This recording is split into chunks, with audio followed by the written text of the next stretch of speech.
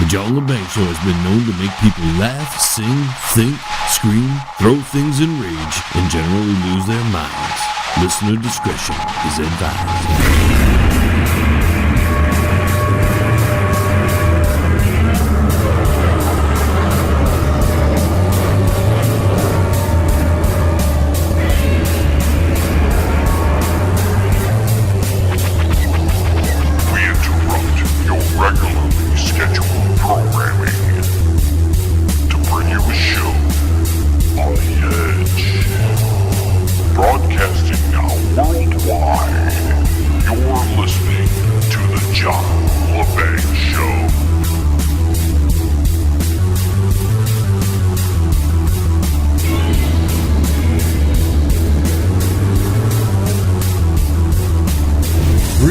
Earthlings, and alert the media. This week's second hour of the John Lebang Show is headed your way. Thank you for joining us for this second hour in this week's broadcasting. As we've covered a whole lot of topics in the first hour, usually here in the second hour we attempt to be more of a variety show, not to stay on just the news or have commentary on certain things. We do fit in occasional guests during this hour, and we do comedy routines and bits, and we talk about different things. We have a few news bits we do have to get to here as they carry over from the first hour a little bit. But I just realized that we're just a week away from the 250th episode of the John Lebang Show. 250 hours of broadcasting. It's amazing because I've been going at it solidly for a little over 3 years now. 5 years in total. If you count the YouTube stuff, it goes even further back. And next week we are reaching 250. I mean, I have to pause every once in a while to think, wow, I mean, we've done so much and I can't even fathom sometimes how much stuff we have covered throughout the years and how things have changed and how some things have stayed the same. But we're going to get to a lot of the past and the future, some of your calls, as we're hoping that you, the listener out there, will participate in the 250th episode. And a way to guarantee that you can participate in that episode is to record on your phone a little phone message for the John Lebang Show. Just in case we can't get you on the open lines, I want you to go ahead and call, or make a message, I should say.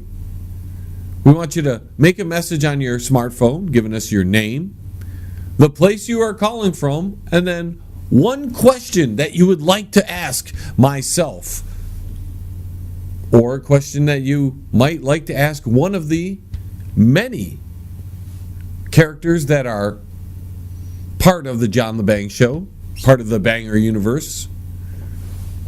We're unsure who is going to stop in next week during the 250th episode to participate in the hour. I know I have confirmation that,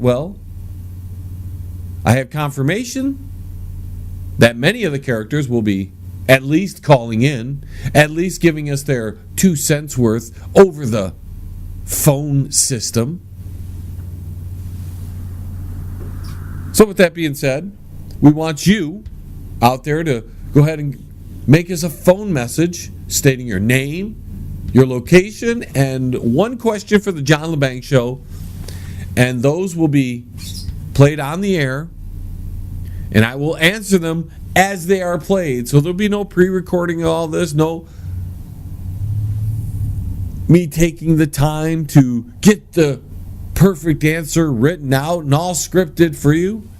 I'm going to answer these off the cuff, and they're going to come in the order that we receive them, and it should provide for a pretty entertaining hour of broadcasting right here on the John Lebang Show. And you could make those videos and then send them to our email address. Send us a link to your YouTube video if you uploaded it up on YouTube, or at least give us a link if you uploaded it to your Facebook page. You can also just tag it or leave it in the comment section of our request for these on my Facebook page. If you're not a fan of the John Lebang Show on Facebook, if you haven't liked our page, then go ahead and do so at the John Lebang Show. Follow us on Twitter at John Lebang. And of course, you can find us on our 2 YouTube channels.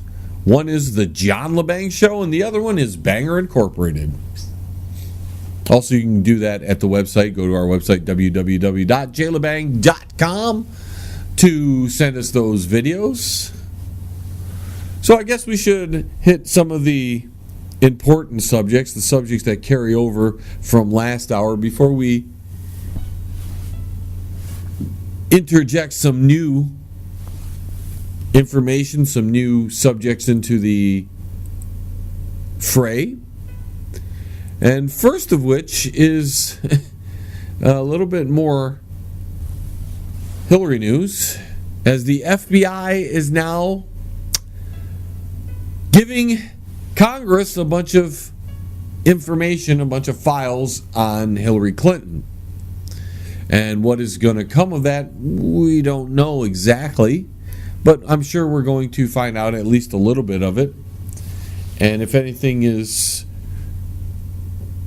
terribly wrong, I'm sure we're going to get a chance to see these things, maybe. You know, you never know with the FBI. You never know what Congress is going to do. They are doing everything they can to protect the swamp.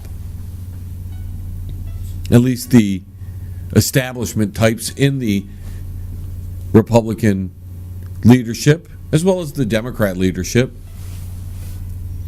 We also see that the Saudi and Arabian government is arresting a whole bunch of people, including some princes, on corruption charges. I wonder if this is a bit of an aftermath of the Trump election, and he's applying power to the Saudis to clean out some of the corruption that is deeply embedded into their government. Let's not forget that the Saudi and Arabian government was definitely behind, at least financially, the 9/11 attacks. And we did nothing to them. Maybe Trump has taken it to them just a little bit. We just had Congress a year ago, maybe a year and a half ago, allow the citizens of the United States to go ahead and sue the Saudi government for damages from the 9/11 attacks. So maybe after all these years, things are starting to shake out, and we're going to find out that at very least the Saudian government, or parts of the Saudi government, were directly tied, not just financially tied, but directly tied to 9/11. And maybe the swamp is being cleaned out in Saudi Arabia. Either that, or they're just purging it because the leadership there is afraid of those people, and maybe there was a future coup. You never know in these third world countries. You don't even know here, because in some ways they're attempting a coup here in the United States through the media, with all this Russian this and Russian that. I think that's why Trump took off for 11 days and went to Asia. He just said, you know what, I had it. Let's plan an Asian trip, folks. We'll go hang out with the Japanese and the Chinese and the Filipinos and the South Koreans and whoever else we can conjure up to hang out with over the next 11 days, because we don't want to deal with the swamp that's here in the U.S. I mean, he's going there for diplomatic reasons. But it's not a bad thing to want to just leave the swamp. I mean, you can only stay there for so long before the stain stays on you and you start to reek from it. Speaking of Trump going to Asia. I mean, if he stops off in Japan, he can talk to that new artificially intelligent kid that is making he's making the headlines, folks. This little kid, and you can ask him questions, and they gave him citizenship in Japan because apparently there's too much radiation in Japan. And although they make great Godzilla movies, that's about all they can do. I think they like to live in fantasy world out there. Maybe reality's too much of a strain on them. And having artificially intelligent robots given citizenship is just, a normal thing to them. I mean, they did grant Godzilla to be the ambassador. So the tourism ambassador, what was it, 2 years ago? So we might have to question the sanity of the Japanese people at this point. They may be really great at all this technology and copying technology, but they might not be all up there when it comes to dealing with real world, and they might prefer to deal with the fantasy world a little bit. I mean, that's not that uncommon. There's a lot of people here that like to deal in the fantasy world as well. And they don't care if continuity is wrong in the fantasy world either. It's okay. We don't want continuity.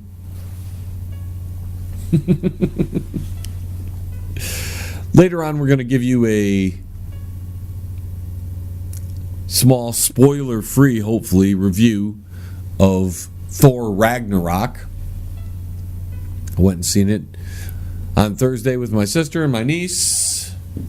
And although my deep followers have probably watched the video I did on YouTube where it was a complete spoiler version of a review, I'm going to try to tame back the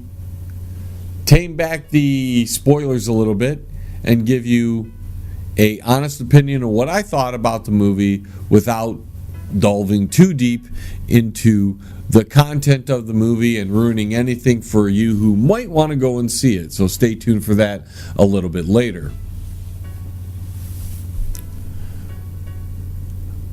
We also see that Facebook, and we might touch on that here in a little bit, but Facebook is secretly listening to your conversations. And we've touched on that quite a few times. Not just Facebook, but it's your phone that is doing it. Your phone, microphones on your laptops and on your computer, the video cameras that in the webcams that you have connected to your computer, all of them are picking up the background sounds. Even the little smart TVs out there are picking up these background sounds, and they're being processed. And that's why when you talk about something with your friend at a restaurant like Olga's Kitchen in a shopping mall, and then you come home and you go on your Facebook page and there's an advertisement for something that you were talking about at Olga's Kitchen, appears there. That's why it appears, because all that stuff is connected and all that background noise is now being recorded, transmitted, and used as data to mine you. They're trying to figure out who you are. Maybe they're building specific algorithms for each person out there, and they'll eventually be able to tell the future of every person by their behavior of today. And I'm not saying they're every event in their history and predict accurately every moment of their life, but they might be able to get a good idea of where you're going to end up down the road. That's right, ladies and gentlemen, that's the future of technology. And because everybody is so tied into these smartphones, and we want to be on these social media sites and use their video toys and their audio recording toys and use all these little gadgets that apparently make our lives simpler and easier. I mean, I know these have been out, these little towers that you can talk into, and they can assist you, and they're connected into the internet, and you can ask it questions, and it can repeat to you, and it can do these sort of different things. I know this is a trendy thing going on, but if you're that lazy that you can't just walk over to a computer and type in Google to find out the question you were inquiring about, then you're going to be disappointed in the future when this little bit of artificial intelligence turns into robots that'll end up having rights because now they have citizenship in one country. And you'll be a human supremacist for not wanting these robots to have rights. Gone a little long, folks. We'll be back right after these messages from our sponsors. Now, don't get your panties all worked up. The John Lebang Show will be right back. And you'll love it. Check out the new book from Derek Shelmerdine, Rock and Roll Unraveled. It tells the story of rock and roll from its roots right up until the mid-70s punk. Rock and Roll Unraveled. Not just the music, but also the events that shaped the music. Rock and Roll Unraveled. It includes the backgrounds to recording sessions, singles, album releases, births, and deaths, epic concerts, and festivals. Rock and Roll Unraveled. Shelmerdine has made a painstaking effort to document pretty much every event that would prove significant in shaping popular music. Rock and Roll Unraveled. Purchase the book at www.rockandrollunraveled.com. Follow him at Twitter at R&R Unraveled, and look him up on Facebook at Rock and Roll Unraveled. Rock and Roll Unraveled. By author Derek Shelmerdine. Available now.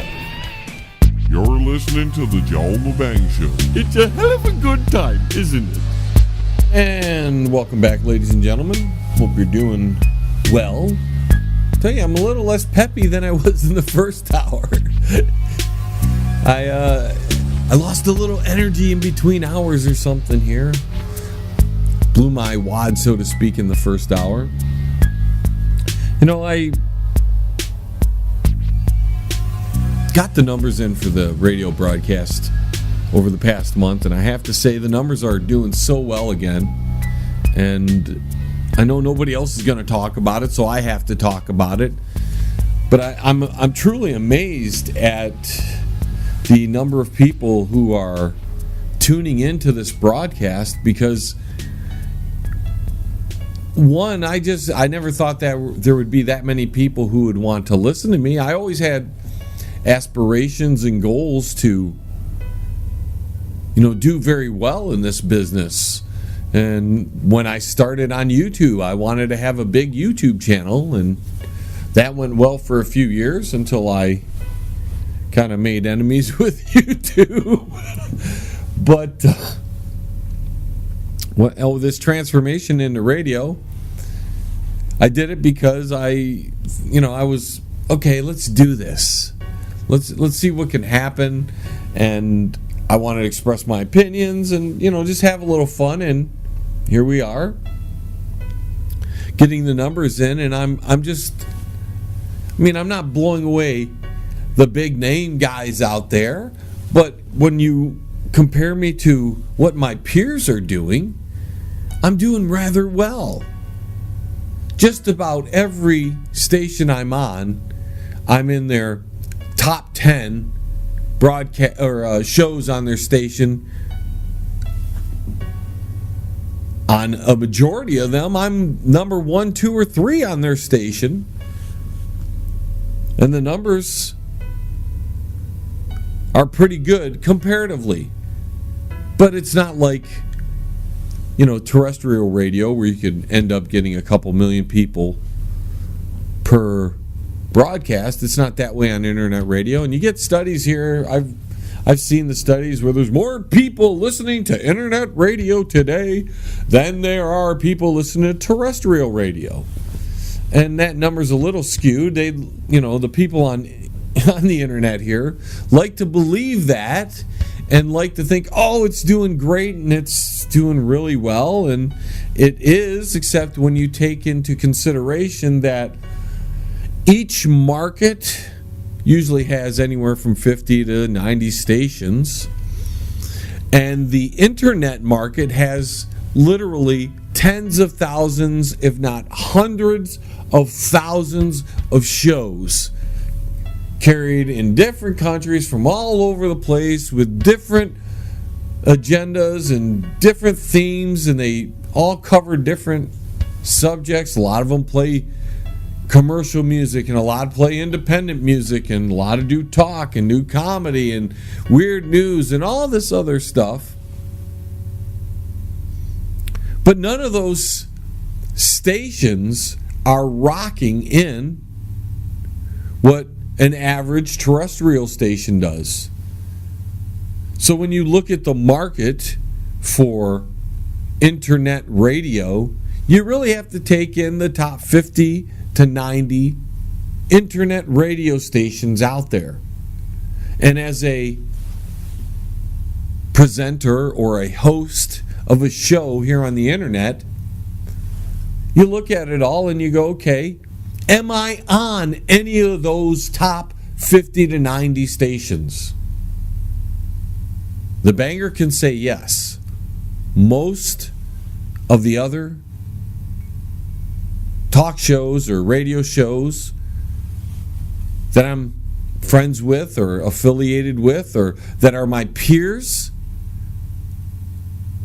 aren't on those stations. And they may be on 25, 26 stations, but these stations are getting, 5 listeners, 7 listeners, because most radio stations on the internet do not have a great fan base.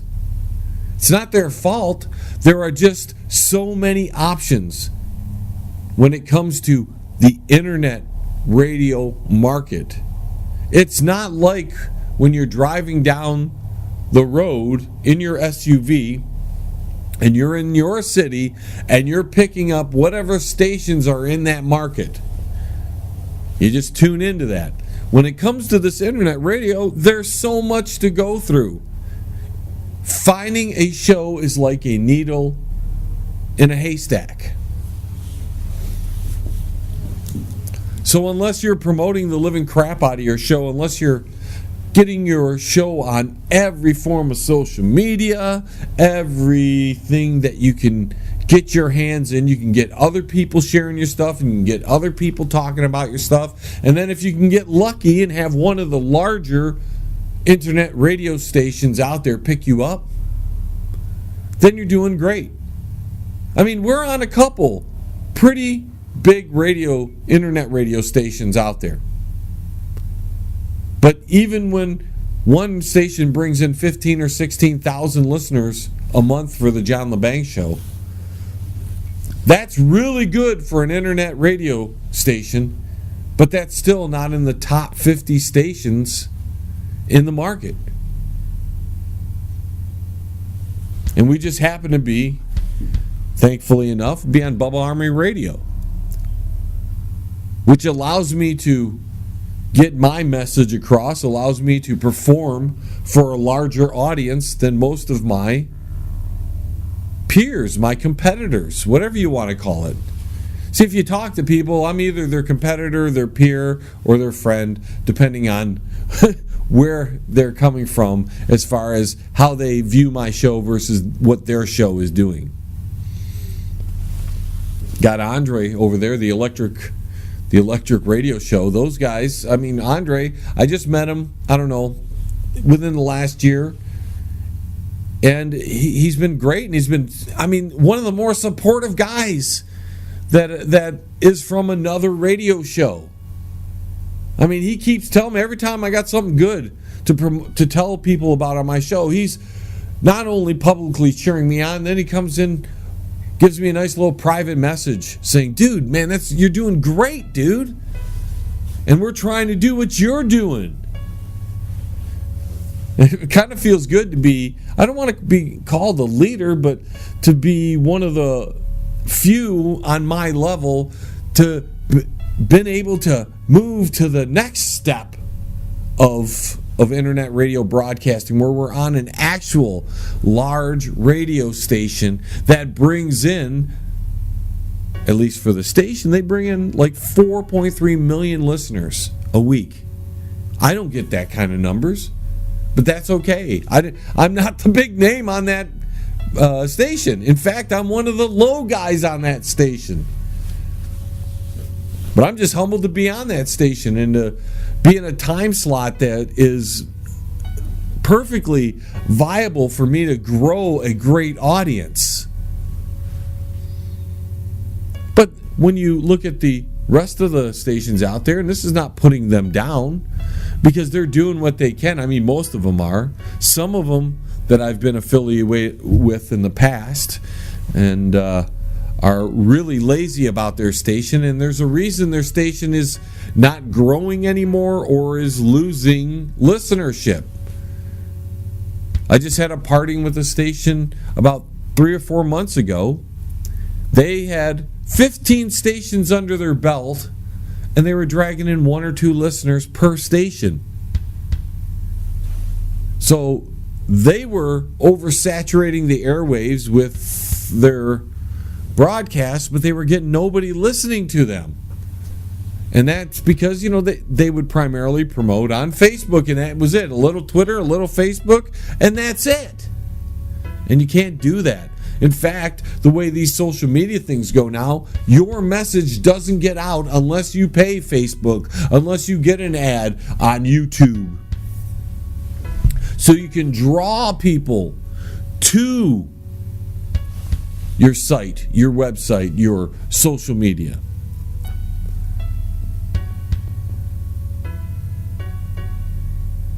And when you, and I should say this, I know I'm talking about me and my show, but nobody else will.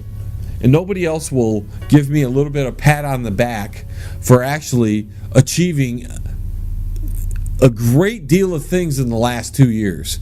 I went from 1 station to 3 stations to 13 stations, now over 30 stations. My listenership is reaching hundreds of thousands of people. I'm in every major market that you can think of. I've got like 7 stations in the United Kingdom that are carrying the John Lebang Show. I'm in Australia. It's just incredible.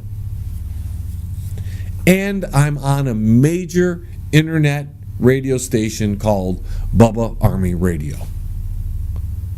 And I'm telling you, there are people that are envious of me and proud of me for getting on that station. And I'm lucky.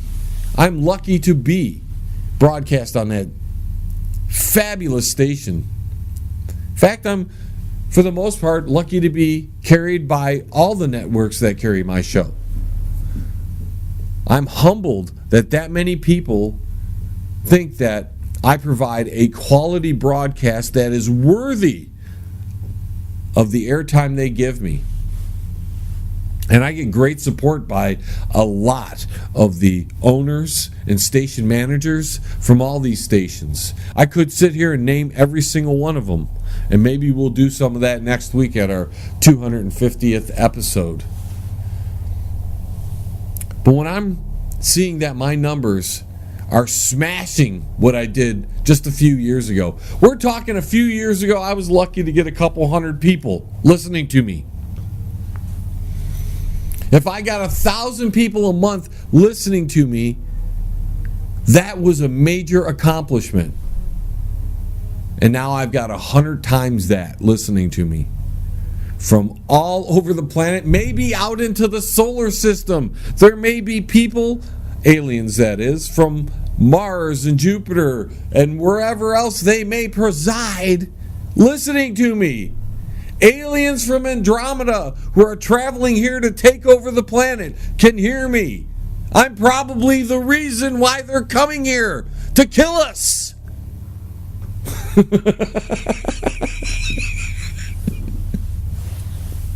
There goes. I'm starting to feel a little bit more like the first hour now, folks.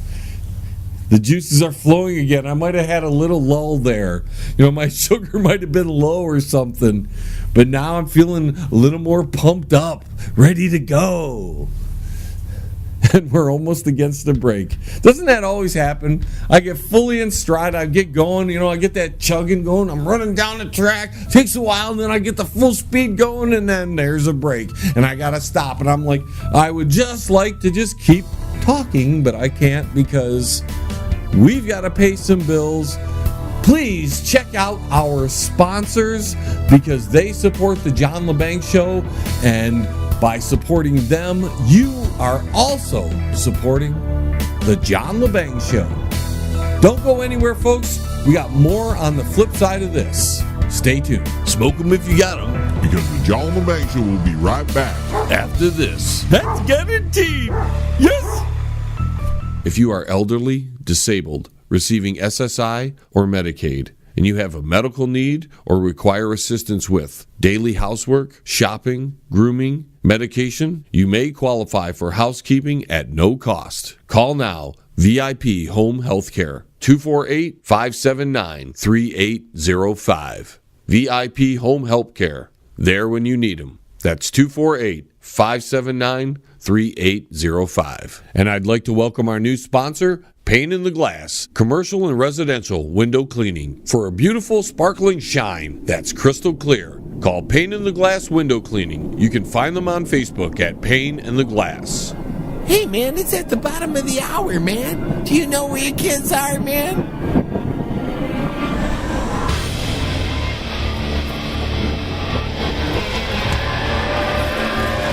Forces of darkness, the treasonable minds who collaborate must, can, and will be wiped from the face of the earth. All right, folks, welcome back, ladies and gentlemen. Just hit on a couple other little topics before we give you the Thor Ragnarok review. A global shortage of magnetic tapes leaves cassette fans reeling. That's a headline, ladies and gentlemen. Apparently, there is a huge demand for magnetic tape right now. Cassette tapes in particular, because apparently musicians from all around the world want to go back to cassettes to distribute their music. And I can tell you, ladies and gentlemen, that I used to do that back in the day. In fact, it was so cool back in the day that I would have a dual cassette player. And some of you remember that. Some of you older people, you young people are trying to figure out what the hell I'm talking about. That's okay. Stay tuned. You'll figure it out after a little while. Either that or you can look it up on Google. Cassette tape. I know it's before your time. I know it's like archaic technology. But just like the record player and the record, it's making a comeback. Why? Because MP3s suck. You don't own anything with the MP3. You lose it, you got to go buy it again. The cassette, you can make a bunch of copies and give it out to people and let them listen to it. I mean, they have to have a cassette player, of course. But there's a company that has about a year's supply left on the planet of this stuff. And that's it. So what are they doing? They see a business opportunity, ladies and gentlemen. A company in Missouri is building a machine to make them more reel-to-reel cassette tape. And I see a big business in this, especially if they're going to be the only ones.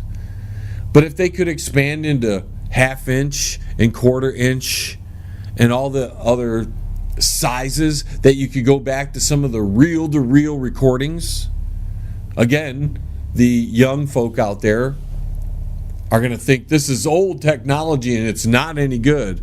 But I'm telling you right now, folks, the old recordings, the 2-inch, 32-track, 24-track tapes that we would record on back in the day were far superior in recording quality than the digital recorders that we have today. Basically the hard drive recorders, the programs like Pro Tools. Now, I did say record. They were better at recording.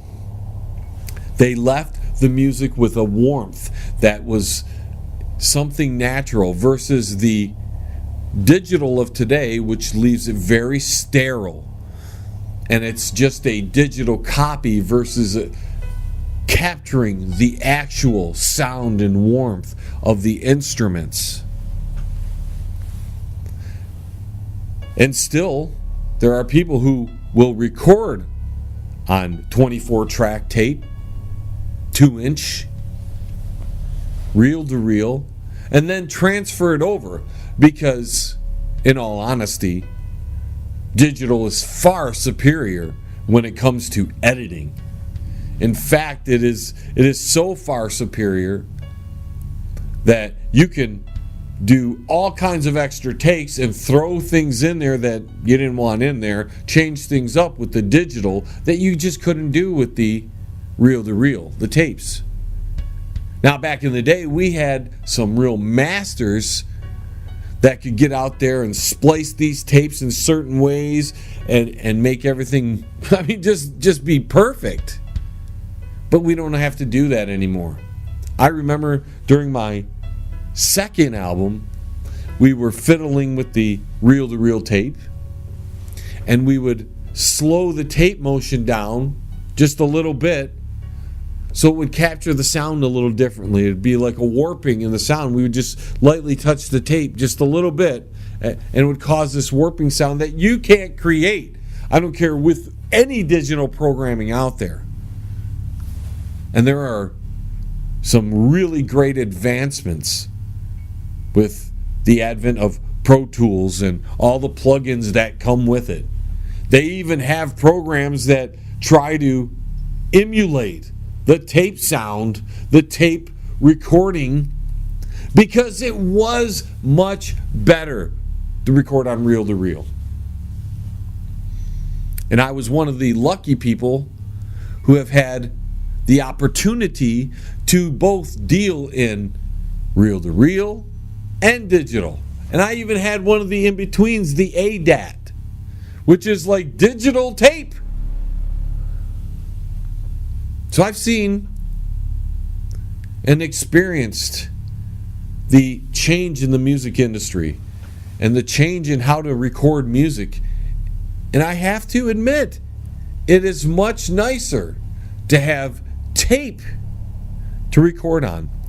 And I can see why musicians of today, or maybe it's older musicians of today, want to go back to the cassettes and are demanding that cassettes be made available again. Not because they were great quality, because the cassette tape was about the cheapest you could get unless you went to 8-track.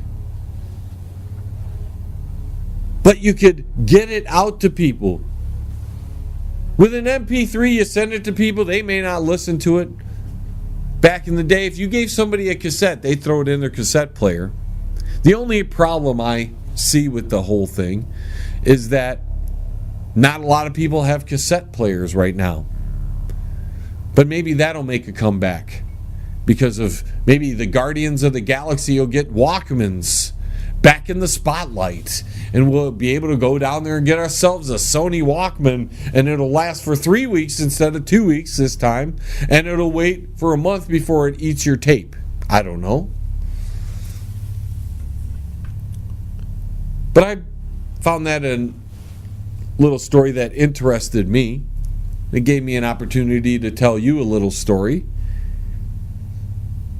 I don't know if it really interested you, but sometimes the topics are for your entertainment purposes, and other times I just talk about what I feel like because I don't feel like dabbling into the tabloid news media.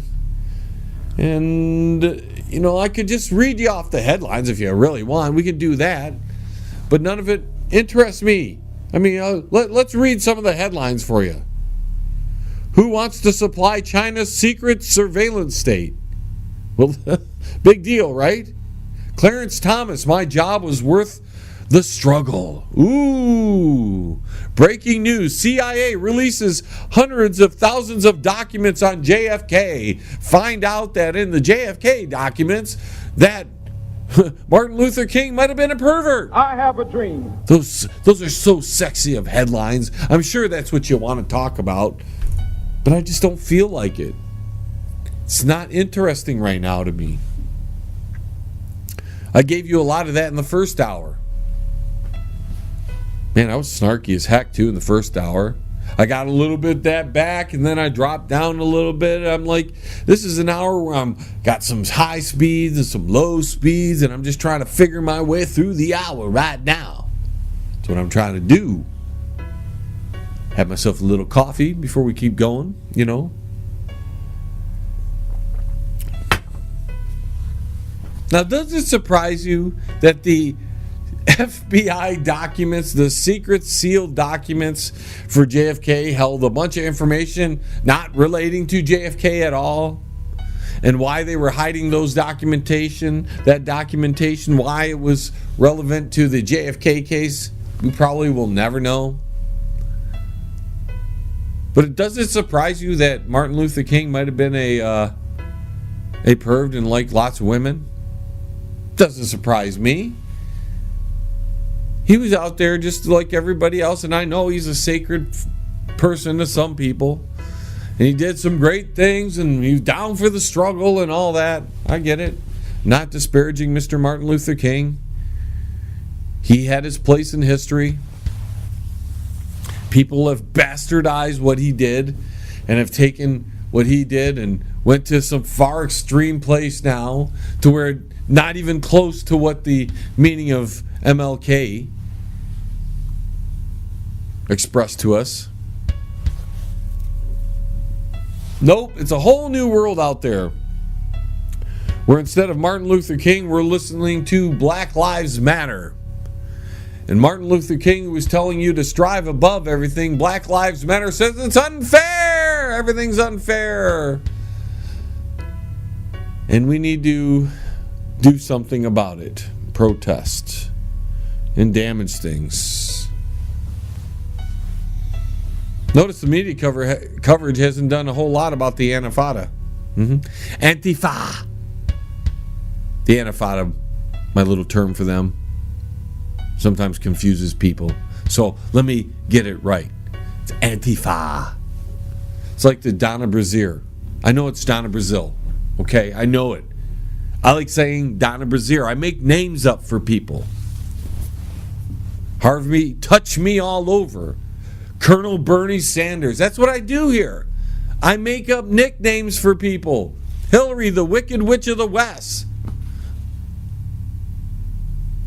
It's funny because everybody got behind Crooked Hillary. It's Crooked Hillary. Trump makes that up and everybody's calling Crooked Hillary. But I got a few emails criticizing me because I got the name wrong. When I'm not getting the name wrong, I'm just giving them a nickname. It's a lot easier and funner to say Harry Balls Reed than it is to say Harry Reid. And Donna Brazier is just better than Donna Brazil.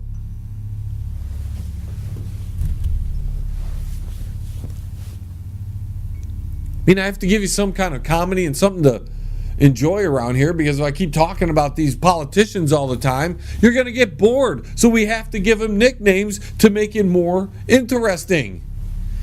Like John McInsane. B.O. Barry Obama. The Pink Panther. I mean, we've given nicknames to everybody.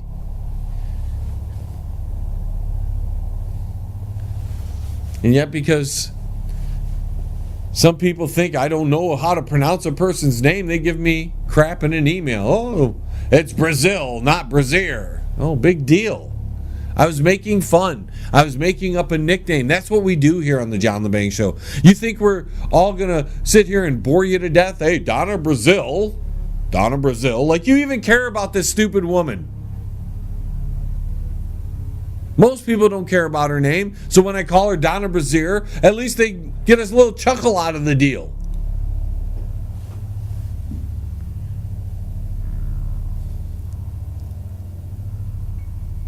It's like those people that I commented on the Thor Ragnarok and I was explaining my point of view, and they're getting all bent out of shape because I don't like the movie and they're calling me stupid. Oh, you're stupid for not liking the movie. No, I think maybe you're just a simpleton. That's why you like the movie. Anyways, we're going to talk about Thor Ragnarok on the other side of this. Going to take our quick last break of the hour and then be right back, folks. Stay tuned. Where do you think you're going? The John Lebang Show will be right back. So grab a beer and a smoke and sit your butt back down. Stay right here. Powerful, epic music by Toothbox Row. Life-changing lyrics come in every style, empowering humanity to finally unlock the chains of bondage. Experience the edgy side of positive music and rock your world today. From Primal to Divine, available now at sassyalternativemusic.com. Hey, man, you're listening to the John Lebang Show, man. The place where chronic brain cell rejuvenation happens. Feel like you're getting any smarter yet? Yeah.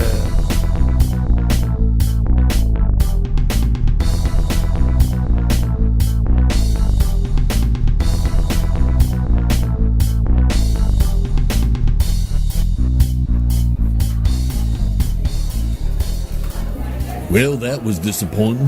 What happened, Uncle Shady? Marvel just trolled us, Leroy. Well, why would they do that, Uncle Shady? Well, all the big name contracts are ended, Leroy. Maybe they just want to get some extra money. Is that why they made this movie, Uncle Shady? Well, it wasn't to tell a good story, Leroy.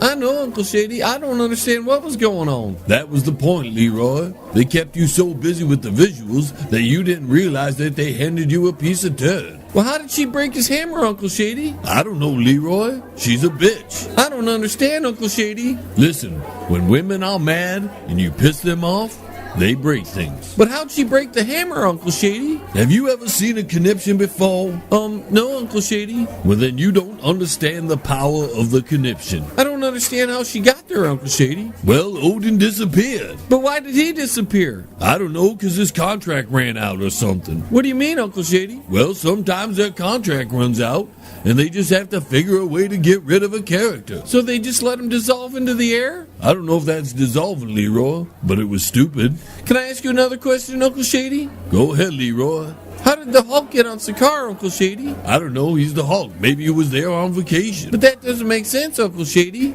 He was in the Quinjet at the end of Age of Ultron, Uncle Shady. And that was on Earth. Well, maybe he flew it up into space, and then it found its way to the devil's anus. Yeah, what was that about, Uncle Shady? What do you mean? Well, that's a dumb name to call something, Uncle Shady. Thor's an Asgardian, and when they finally got through the devil's anus, they ended up on Asgard, so maybe that's why they're called the Asgardians. I don't understand, Uncle Shady. Now listen here, Leroy. Where do you find the devil's anus? In space, Uncle Shady? No, you find it on the devil's ass. Well, I still don't understand, Uncle Shady. Listen here, Leroy. Thor's an Asgardian, and if the devil's anus is right by Asgard, that's what it's about. They're guarding the devil's ass. And to get to Sakaar, you gotta go through the anus. I'm not sure I understand, Uncle Shady. Well, that's okay, Leroy. You weren't supposed to understand anything in this movie. Wasn't that stupid, Uncle Shady? Well, they were going after the stupid people. The people that like to spend their money and waste 2 hours of their lives. Let's just hope the Black Panther is better. Well, it looks good, Uncle Shady. Well, this movie wasn't that good. Why do you think the next one's gonna be? That's a good point, Uncle Shady. Listen here, Leroy. You gotta understand. Disney owns all this now, so they got to appeal to the lowest common denominator. And what's that, Uncle Shady? Children and stupid people. Well, maybe the Star Wars movie will be better, Uncle Shady. I doubt it, Leroy. That's Walt Disney too. And look what they did to the last movie. You didn't like the last movie, Uncle Shady? Hell no, I didn't like the last movie. How come, Uncle Shady? What do you mean, how come? It was a stupid movie. And was there a dumber way to kill Han Solo? Well, how would you have killed him, Uncle Shady? Well, it would have been something better than the way he died. Best character in the whole franchise, and they kill him off like a wimp. Well, the new one looks better, Uncle Shady. The trailers always make things look better, Leroy. Look at the Thor movie. You know, you're right, Uncle Shady. I'm hoping for one thing to happen in the new Star Wars movie. What's that, Uncle Shady? I'm hoping that Luke sees that Rey and Kylo are the worst characters in Star Wars history. and kills them both. That would be a huge plot twist, Uncle Shady, and it's a perfect name, The Last Jedi. But is it Rey the Last Jedi, Uncle Shady? Let's hope not, Leroy. Anyways, let's get out of here, Leroy. I gotta drop a deuce, and I can't use these public restrooms anymore. Well, why's that, Uncle Shady? Have you ever been into one of these public restrooms?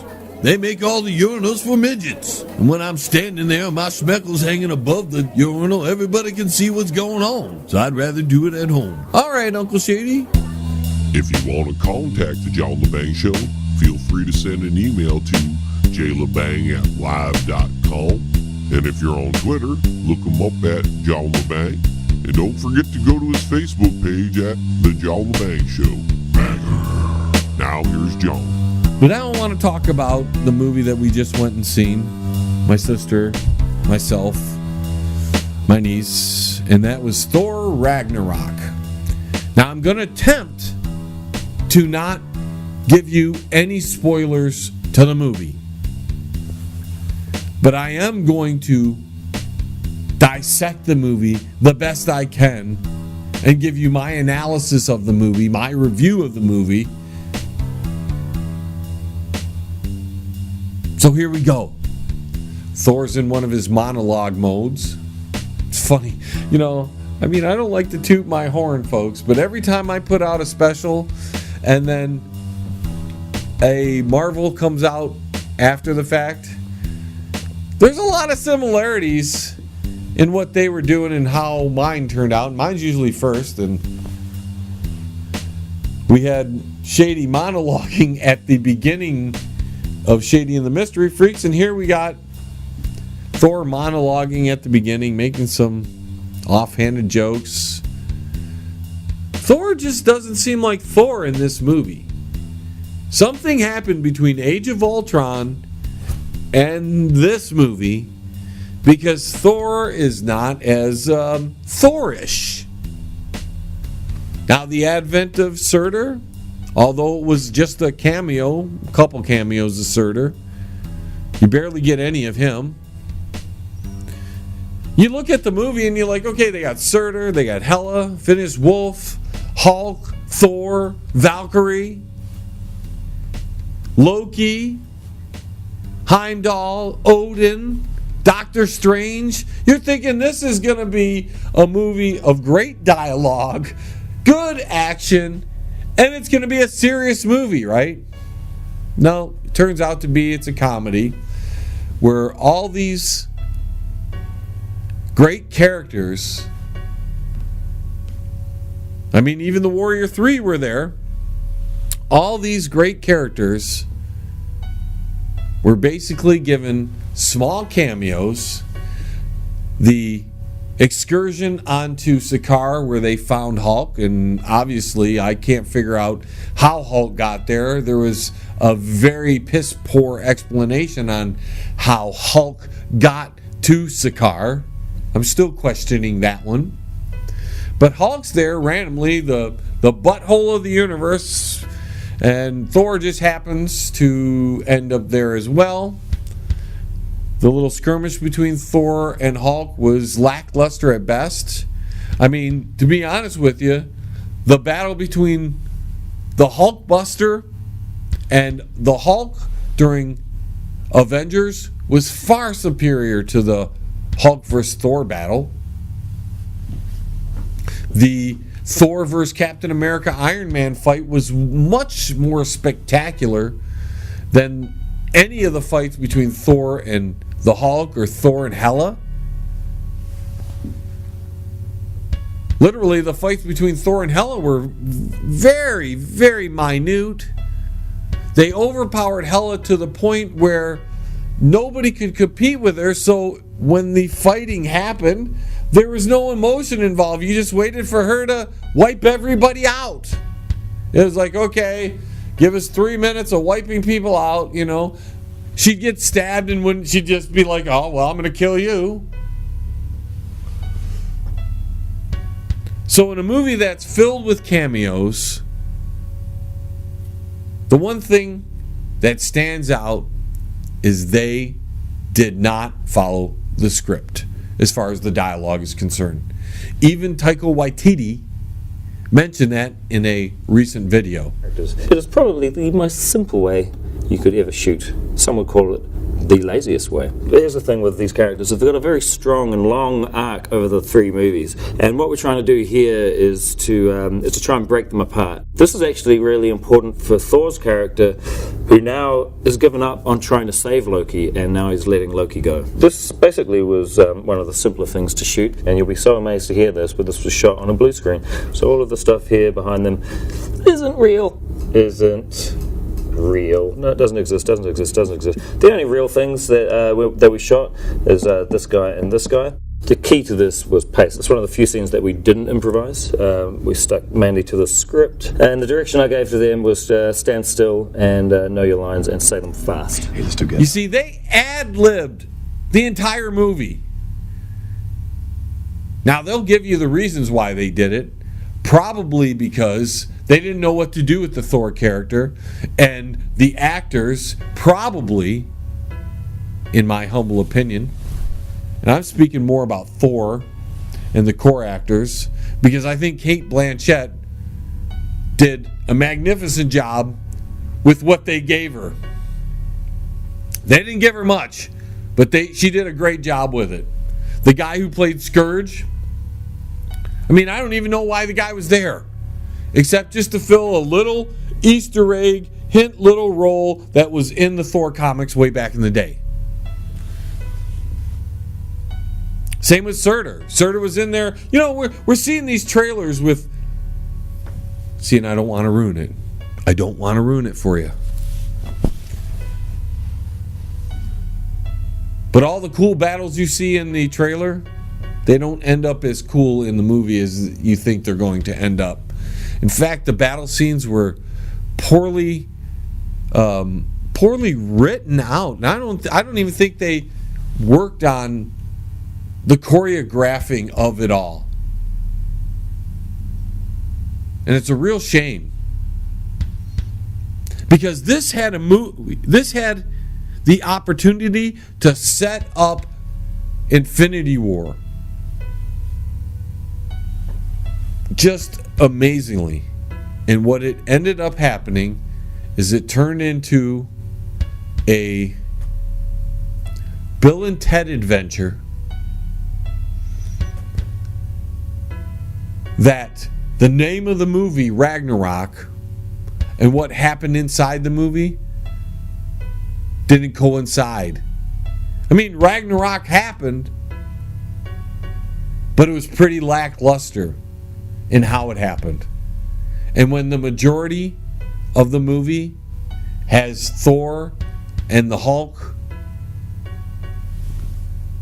far and far away from Hela, not even dealing with her, and they're joking around when everything is falling apart for Thor, just didn't make sense. And then the dialogue with things like the devil's anus. And if you've seen the movie, you know what I'm talking about. And if you haven't seen the movie, you're going to be like, what? What do you mean the devil's anus? They had something like that in the movie? That's right, ladies and gentlemen. There's a spoiler for you. The devil's anus is in this movie.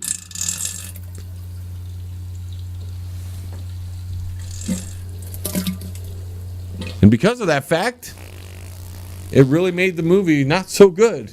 I mean, there was a lot of things that didn't make this movie very good. The characters weren't the characters that we grew to love through all the movies that have come to this point. The new actors were either underutilized or did the best they could with what they had. They killed off a bunch of people very, very poorly. I mean, weak in the way most of the classic characters were written out of the MCU universe. Anyways, folks, that's the end of the show.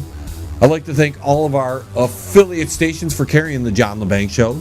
Don't forget to go to my website. That's www.jlebang.com. Thank you, my listener, for being with me from episode 1 to what is going to be episode 250 next week. And until the vibrations of my vocal cords reach your ears again. This is John Lebang, signing off from the Banger Studios. 1. We have liftoff. Tune in again next week. Same time, same space, same station. Resistance is futile.